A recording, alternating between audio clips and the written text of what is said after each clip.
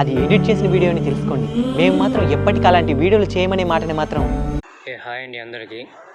నేను ఇప్పుడు ఈ వీడియోలో చెప్పవలసింది ఏంటంటే ఫ్రెండ్స్, మీ అందరికీ ఎడిటింగ్ సర్కిల్ బ్యాచ్ కుర్రవాళ్ళు మీకే చెప్తున్నాను.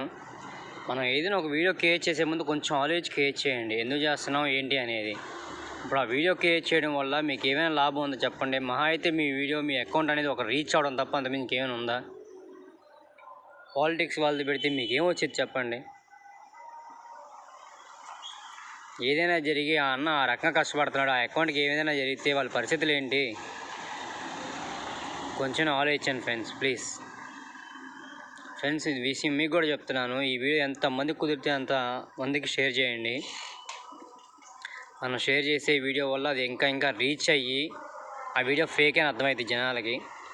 ప్లీజ్ ఎంత కుదిరితే అంత షేర్ కొట్టేసేయండి ఒక్కొక్కరికి.